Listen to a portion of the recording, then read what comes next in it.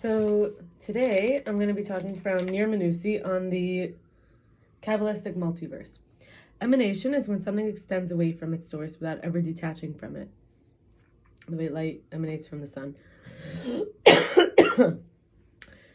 Since the thing being emanated never leaves its source of emanation, the two are actually always one and the same.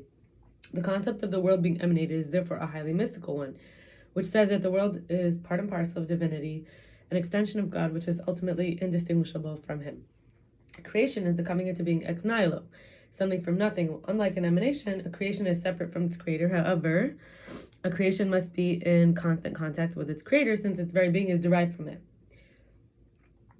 So it's like something from nothing, right? There's a creation and a creator. If the creator were to let go of it even for an instant, it would cease to exist. The idea of the world being created says that the world is constantly and intentionally being brought into existence by a higher invisible entity. While this entity belongs to a higher level of reality than ours, since we have no direct perception of it, we see it as nothing. Therefore, describing creation as something from nothing. So it's not really something from nothing, but this idea that it's such a higher invisible entity, the creator is so invisible from the creation's point of view that we call it something from nothing. Formation is the much more familiar process of something. This is the third world. Is the much more familiar process of something which already exists, assuming a new shape. Unlike ex nihilo creation, which can never leave the hands of the creator, a form is independent from its designer and carries on without him. The idea that the world is formed means that its existence, being a given shifts, changes, transforms, formation, right, from one essential state to another. However, for the world of formation, a relatively high and spiritual one, to the characteristics of these states are considered very real and distinct. Like when we think of Plato, the ideas, right, Plato the philosopher, or forms, as called in many English translations, are like the original intrinsic nature of that thing.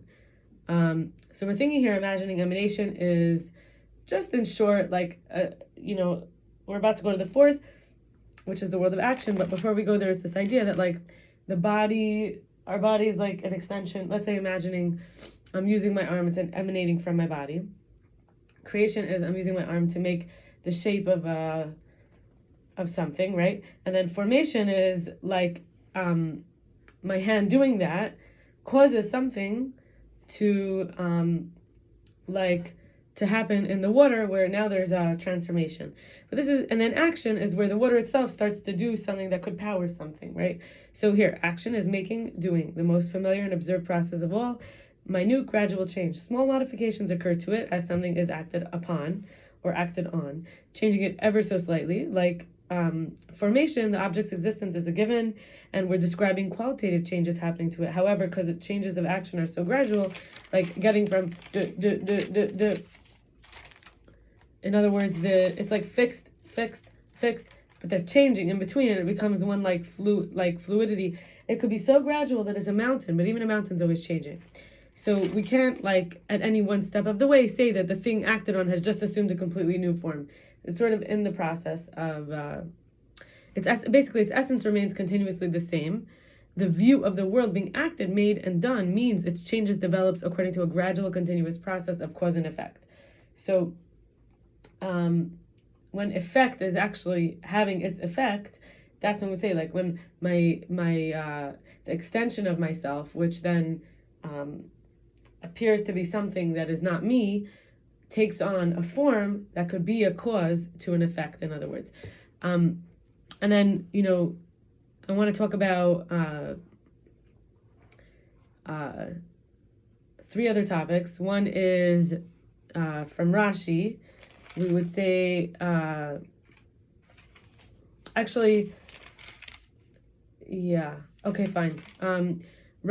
Maimonides, says that the word camp, which is machana, can be used as both feminine and masculine. And this is true also for the sun, the word shemesh, and also the wind, which is ruach, and the word fire, which is eish. These are feminine and masculine words. And I thought this was really interesting. Rashi is Maimonides. So I heard also separately this boy, Yaakov Rachamim Mizrachi, he told me that the moon, even though the moon, Levana, is female, Yereach is male. I believe Yereach may be derived from Aramaic, but anyway, there's a feminine word and a masculine word to say moon. Then I want to talk about Israel's agricultural calendar, as explained by the Lubavitcher Rebbe's father, Rabbi Rabbi Yitzchak Shneerson, and he also talks about how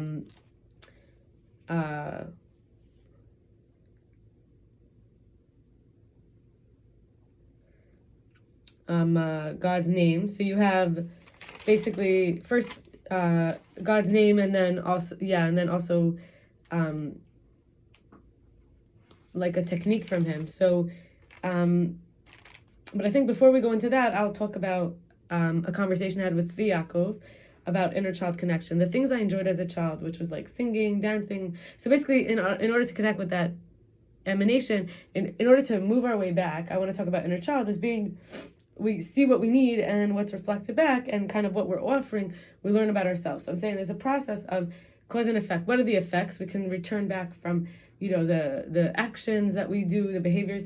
We can channel back a little bit to the formations, how we've transformed, and then like the turning into something, and the creation where it feels separated, a self, a personality, and then the emanation, which is like still part and parcel of us. We can actually say this inner child version of us, which is often what people say the true self.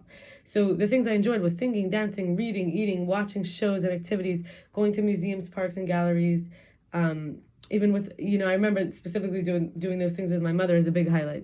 By age 12, I couldn't believe the constant trauma was real. By 15 to 18, I tried to pretend I was normal, making friends in schools and camps. And in my 20s, I realized I need to learn these rules, values, identifications. And I remember my therapist in Sofia, which was a therapeutic high school for girls, teenage girls at risk before it closed down. She actually was one of the first ones when I was age 16, told me that I was abused. Every day I remember climbing out of the loneliness and anger from a childhood and arriving at that present moment, moving from pain and suffering and unfairness and abuse to possibility, openness, bravery, connections, and almost no one I felt could relate to the deep gravity of me facing loss and grief, yet I could relate to everyone. That was the gift in disguise. And I repressed and intellectualized my feelings. There was no emotional intimacy, and that's why, self-touch, crying, somatic movement and sounds and breath, yoga, tapping, the emotional frequency technique, drum circle dancing, body work, even screaming, masturbation, all kinds of body care had been so healing. And also, after my parents' divorce, my mother abused me in different ways, but usually got others to abuse me. So with my father, there was like a predator on the loose. I never wanted to stand out. It was too high a risk to really be rebellious. Yet I was so accused of misbehaving that I didn't understand how to be, just to be liked. I felt I was rebellious, that I actually ended up with rebellious teenagers, and the ways I was rebellious was just trying to be myself, really. And my conflict of not wanting to be a rebel for safety, to avoid feeling my father's punishment, yet being a rebel because I thought that's the only place, like with the rebels, because I thought that was the only place I would fit in, with the misfits or with the ones that have problems with authority or the troublemakers. I ended up actually isolating myself from myself because I was actually a very peaceful person. There wasn't that, I just didn't have that emotional mirroring. I felt other. So now I want to talk about the agricultural calendar in a way that we could connect to the land. So there's this, bringing in now that the agricultural calendar, although there's not different worlds, and although there's not different timelines that I just shared, like from my own personal life, but there's there's cycles where the land has its timing, or it has its cycles. It's not exactly the linear time. This is more of a cycle time. So we could look at how there's something called a septennial cycle, which is 7 years, in which there's 2 triennial sub-cycles, which is 2 sub 3-year cycles. In the first 2 years of the 7th cycle, after the portions of the crop are designated as truma, which we uplift for the Kohen, the priest, Meiser Sheni, also known as first tithe for the Levi, the next is Meiser Rishon, right, and then Meiser Sheni, which is second tithe. We bring to Jerusalem to eat there, or exchange for money, which is then used to purchase food in Jerusalem to eat there if it would be too much to bring everything there. Then the 3rd year, the second tithe is replaced with Meiser Ani, which is the poor man's tithe. This will include the widow, the orphan, and the stranger. So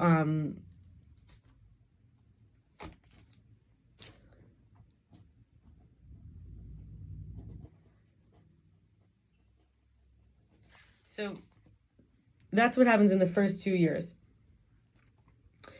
And then the 3rd year, in the first 3 years.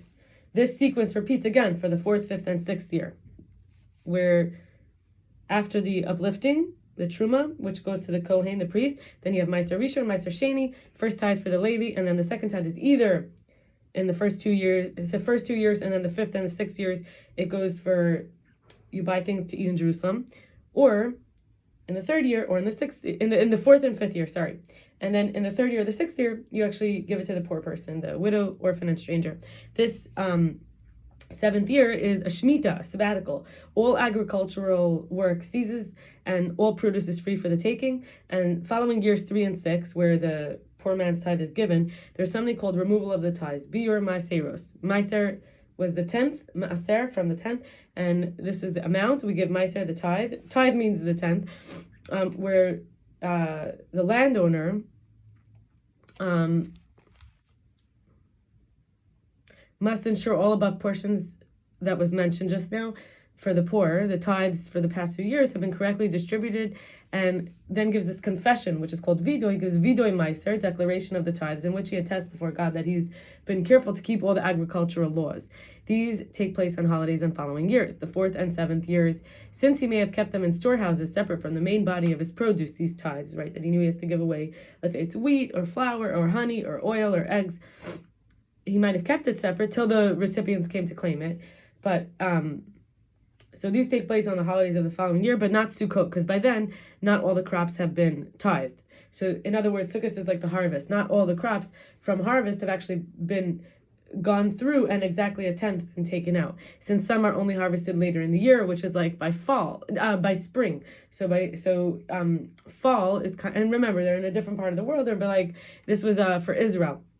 So I'm in North America, and so we have slightly different. So it's saying not by the springtime, but not by the fall, but which is also called the harvest, right? But by the spring, when you have a lot of things that were then tithed by then. So they're performed by Passover, which is in usually April.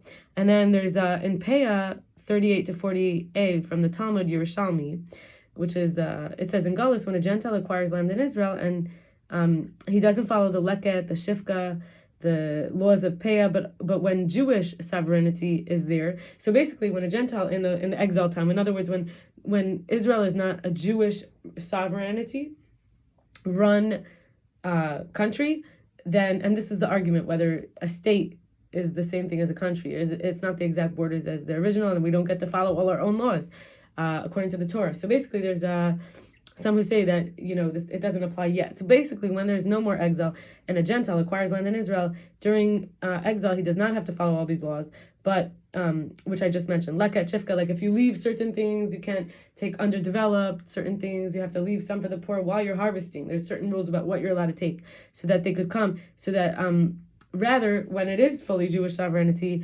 they do have to follow the laws of the land.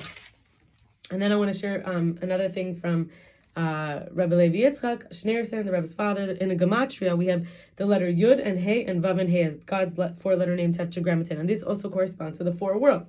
So we're coming full circle. So this equals 26. Yud and Hey and Vav and Hey. Each letter in the Hebrew alphabet also has a numerical value, and we call this gematria. It's codes. So you have Yud 10, Hey 5, Vav 6, Hey 5. This is 26. However, when you do Yud plus Vav and Dalid, and then Hey plus Yud, and then Vav plus Yud and Vav, and then Hey plus Yud. Why? Because it's like you're writing it out. Let's say you have the number 1, but let's say you wrote it out in letters, O-N-E.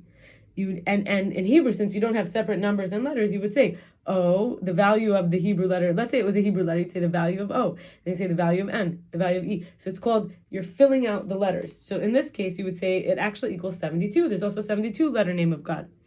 Then, so you have 26. You have the 26 from before, and then you add these letters for the rest of the letter. Let's say like 1 would be the O, and then you have N and E are separate letters. I hope this makes sense. If not, you might have to research this, how this works. That in Hebrew, in the alphabets of Hebrew, in the numbers, they're letters and numbers. So it's like you don't use numerology 1, 2, 3, 4, 5. You use the same letters that you would write the word 1. You would write that, but in Hebrew. So you could write the word 1 in Hebrew, echad, or you have the number 1. And then, so here we have Aleph represents echad, which is 1. So, and if you wrote the word echad, you would have Aleph, Ches, 8, Daled, 4. You would actually get 13. And this would be 1 because you'd be writing the word 1. What's the value of the word 1 rather than the letter 1? Or Aleph, you would have Aleph, Lamed, Pei. So that would be 91.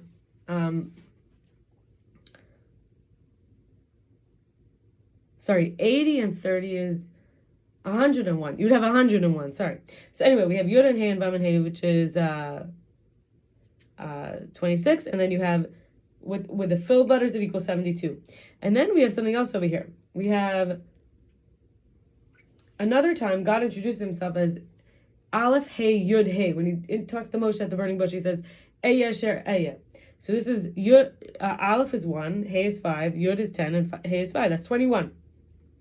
If you fill out those letters, like I said, Aleph, Lamed, Fei, that would be 101. So that's 110, not 101, 110 plus the Aleph. So you have 21 plus 140. It's 21, like I just said. You add all the letters of 140, you actually now have 161. So if you now have 161, I'm going to have to be right back.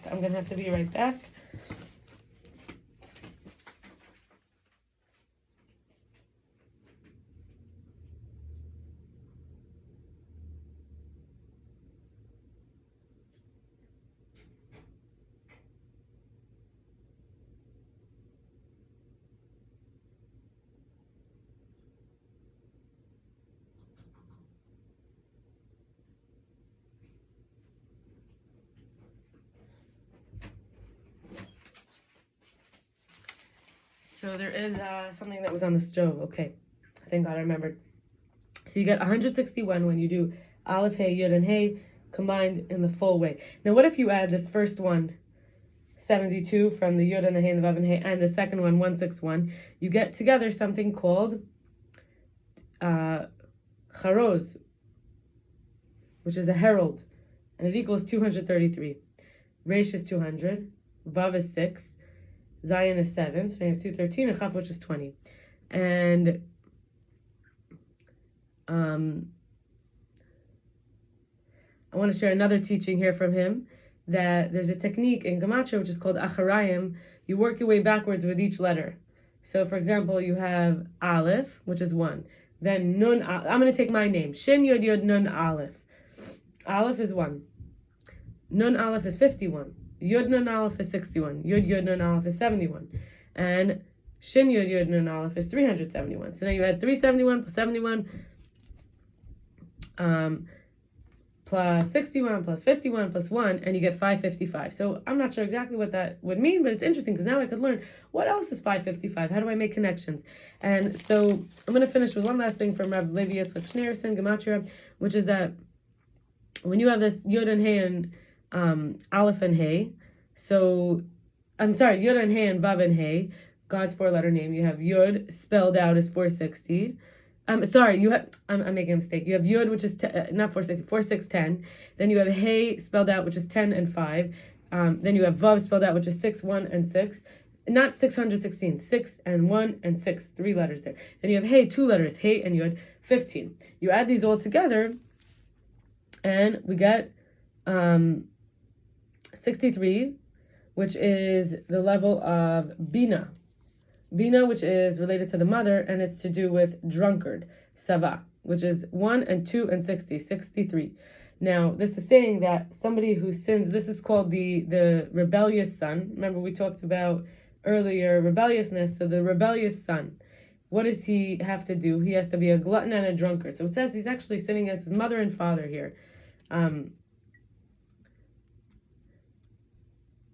So against his mother, the feminine drunkard, and then Zolel, Zion 7, Vav 6, Lamed 30, 2 Lamed 60, 73, which is related to Chachma.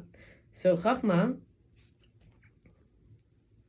so we had Bina. Bina is like understanding, the feminine, and Chachma, the masculine. This is the intellect, wisdom. We have 73, 8, 20, 40, and 5. So we get glutton. So we have glutton against the father. And think about it. Your mother wants you to be present. She's present with you, and you're like dissociating. Then you have, your father. He's like trying to give you the right portion, and you're like, it's never enough. So we could see it's really on some level in our ancestry. It is kind of like a sin against our father and mother. And I'm going to stop there, and I'm I may do another video because I have to be at work 5 a.m. tomorrow. It might be best if I do a video here and not have to record it tomorrow while at work. All right, bye-bye.